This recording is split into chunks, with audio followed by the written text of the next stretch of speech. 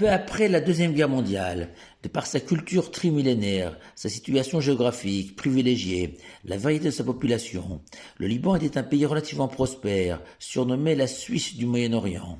Malheureusement, en 1975, une guerre civile a éclaté, plongeant le Liban dans un chaos avec un pouvoir central très affaibli.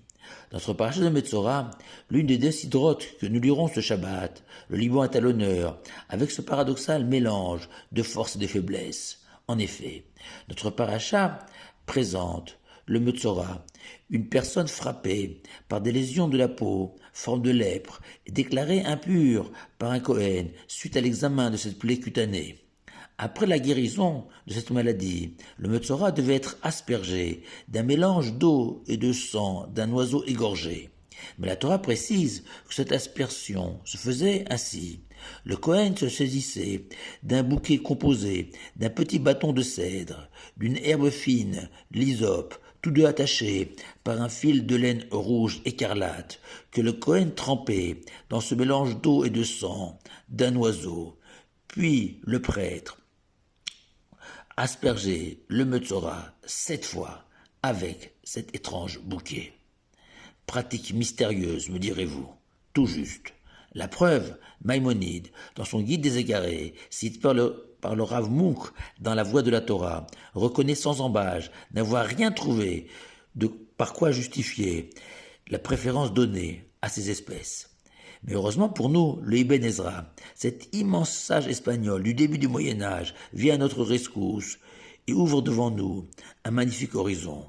Le Ibn Ezra, dans un premier temps, fait en effet remarquer que cet étrange bouquet de cèdre, d'hysope, noué par un fil de laine écarlate, est à nouveau utilisé pour purifier une maison Metzoraat dont les murs ont été salis par des taches d'aspect lépreux et déclarés impurs, mais aussi dans le processus de purification d'un homme impur suite à un contact avec un mort. Ce bouquet était indispensable dans la préparation des os de la vache rousse.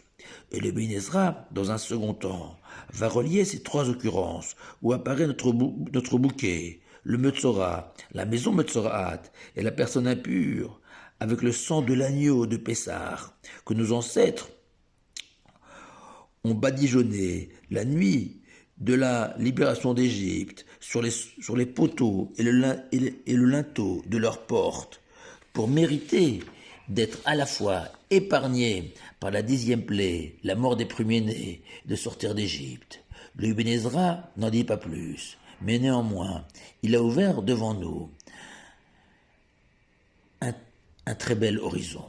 En effet, le cèdre, arbre majestueux, pouvant atteindre jusqu'à 50 mètres de hauteur, est le symbole de l'orgueil selon le Midrash, alors que l'hysope, elle, représente la modestie, car l'hysope est la plus petite des plantes, comme le souligne le Ramban Nachmanide. Or nos sages nous révèlent que la tsaraat, ces taches d'aspect lépreux, frappent les orgueilleux ou leur maison, comme si l'Éternel voulait leur donner une leçon de modestie à travers cette maladie, leur rappelant la faiblesse de l'homme. Et bien évidemment, le contact avec la mort ou son souvenir est aussi un renvoi à la fragilité de l'homme. Dès lors, la Torah révèle que l'orgueil est une prison, car l'orgueilleux s'enferme dans ses certitudes, ses a priori, ses idées arrêtées surtout, sans espoir de changer, de modifier son regard sur la vie, sur les hommes, un désastre. Et découvrir la modestie, la possibilité de se remettre en question, est une véritable libération pour l'orgueilleux, comme le fut la sortie d'Égypte pour les enfants d'Israël, raison pour laquelle le Metzora, la maison lépreuse, comme l'homme impur au contact de la mort, sont comparés par les Ibn Ezra à un enfant d'Israël sortant d'Égypte. Mais si c'est ainsi, que vient faire ce cèdre, symbole de l'orgueil, dans cette leçon de modestie? L'occasion pour moi de partager cette parabole fabuleuse du Baal Shem Tov, fondateur de la chassidoute moderne. Un jour, les conseillers d'un roi lui ont suggéré de faire preuve de modestie afin d'être plus aimé de ses sujets.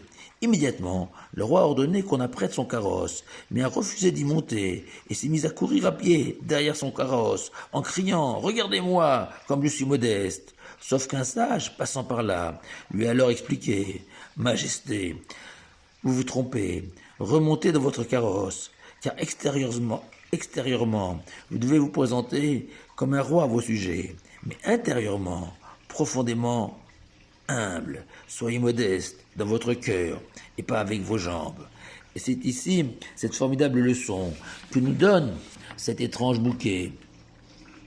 Tout homme doit se souvenir, tel le cèdre, qu'il est le roi du monde, grâce aux facultés dont l'Éternel nous a dotés, la mémoire, l'intelligence, la sensibilité, etc. Mais aussi se rappeler de sa petitesse, comme l'hysope, et le fil de laine rouge qui attache le cèdre et l'hysope nous enseigne qu'à chaque instant, l'homme se doit de combiner à la fois l'orgueil qui nous pousse à relever tous les défis de la vie juive, mais toujours habité d'une profonde modestie, garante de notre réussite. Et si vous me permettez cette petite idée, le fil choisi est de la laine, celle d'un mouton, qui peut être un agneau, la plus douce et la plus humble des bêtes domestiques, mais un mouton qui peut aussi être un bélier, fier de ses cornes et capable de toutes les audaces. Cette dualité entre la fierté et un sentiment de petitesse est le moteur d'une vie heureuse, bâtie sur des vraies valeurs.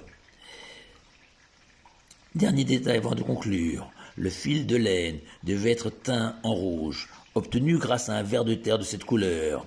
Peut-être aussi pour nous offrir une formidable leçon de courage, en nous rappelant que même un ver de terre, la plus insignifiante des créatures terrestres, peut être un outil de purification, d'élévation pour l'homme, et à plus forte raison, l'homme lui-même est capable de réalisations grandioses, à condition d'y croire. En conclusion, ces quelques paroles ne seront d'aucune aide pour le Liban, ce pays en proie à toutes les convulsions, mais le Liban m'aura au moins permis de me saisir de ce bouquet si mystérieux. Que le Liban soit béni et qu'il retrouve la paix. Shabbat Shalom à vous tous.